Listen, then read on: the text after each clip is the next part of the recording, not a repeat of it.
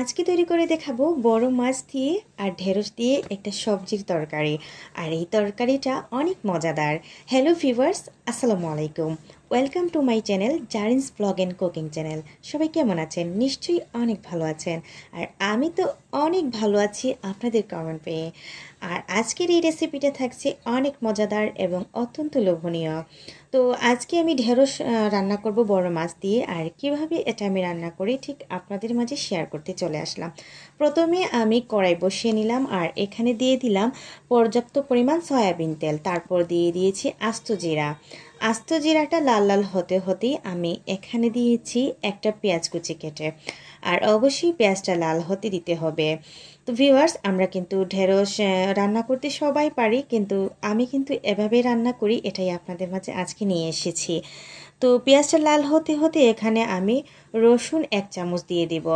আর রসুনটা কিন্তু অনেক মানে বরফ ছিল, সেজন্য মানে বুঝাতে পারিনি, 1 চামচ পরিমাণ ছিল। দিয়ে দিব হলুদ গুঁড়ো 1 চা চামচ এবং মরিচ গুঁড়ো আধা চা চামচ। ভিউয়ার্স, আমি কিন্তু সবজিটা রান্না করব, এত বেশি ঝাল দিব না, মিডিয়াম সাইজের একটু ঝাল দিব। আর আমি অল্পতেই খুশি, আলহামদুলিল্লাহ। এত বেশি ঝাল আমার পছন্দ হয় না। তবে যেটাই ঝাল পছন্দ, যেমন ধরেন ভর্তা বা যেমন ধরেন আমের চাটনি, এগুলোতে মানে ঝাল হলে আমি খুব লাইক করি। তো এখানে আমি জিরা গুঁড়ো একটু দিয়েছি এবং ধনে গুঁড়ো দিয়েছি আধা চামচ, দিয়ে পরিমাণ মতো লবণ দিয়ে দিয়েছি এবং মশলাটা ভালো করে কষিয়ে নিয়েছি। তারপর দেখতে পেয়েছেন পানি দিয়েছি, আর পানিটা গরম পানি দিয়েছি। তো কষিয়ে আমি এখানে ছোট ছোট করে বড় মাছ কেটে নিয়েছি। এবং যেহেতু ঢেঁড়সটা ছোট ছোট, সেজন্য কিন্তু আমি ওই অনুযায়ী মাছটাও কেটেছি।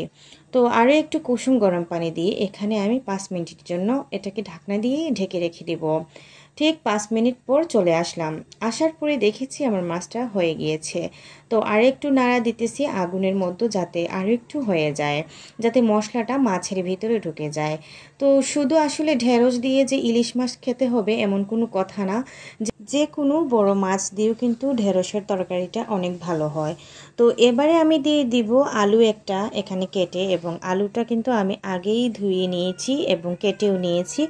তারপর আলুটাকে সিদ্ধ করে নিয়েছি। এখন আলুটা অপেক্ষা করব সিদ্ধ হওয়ার জন্য। আর এখানে কুসুম গরম পানি আমি অ্যাড করে দিয়েছি এবং ঢাকনা দিয়ে ঢেকে দিয়েছি। ঠিক 5 মিনিট পরই চলে আসব। আর এই তো ঠিক 5 মিনিট পর চলে এসেছি এবং আলুটা কিন্তু কষানো হয়ে যাচ্ছে এবং আবারও কিন্তু নাড়া দিতেছে। ভিউয়ার্স, ভিডিওর এই পর্যন্ত এসে যারা লাইক দিতে ভুলে গিয়েছেন, প্লিজ একটা লাইক করে দিবেন।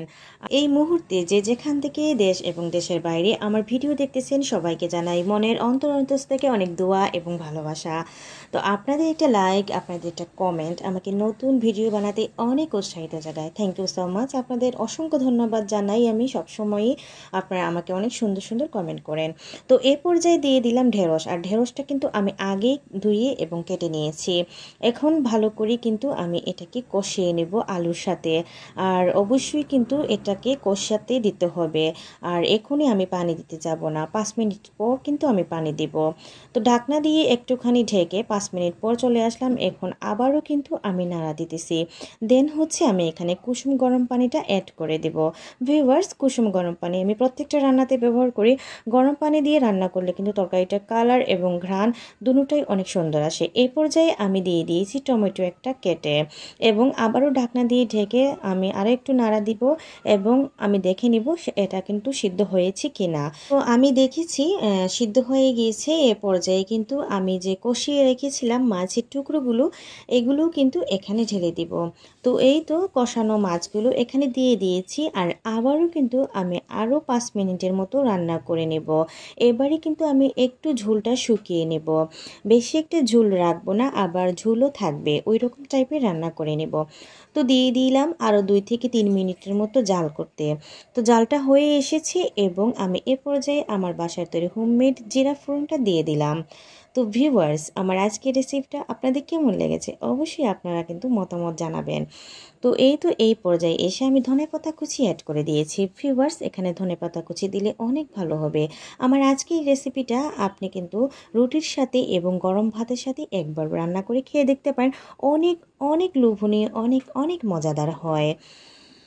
তো এই তো আমার ফাইনালি রান্নাটা কমপ্লিট হয়ে গিয়েছে আর কত সুন্দর ধোঁয়া উঠতেছে দেখতে পাচ্ছেন। গরম গরম ভাতের সাথে এবং রুটির সাথে আমার আজকের এই সবজিটা অনেক মানানসই ভিউয়ার্স।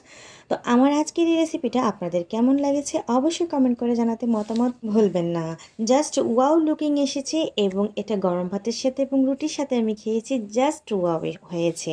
তো আজকের মতো এই পর্যন্তই, নতুন ভিডিও নিয়ে অবশ্যই হাজির হব। সে অবধি সবাই ভালো থাকবেন, সুস্থ থাকবেন। থ্যাংকস ফর ওয়াচিং অ্যান্ড আসসালামু আলাইকুম।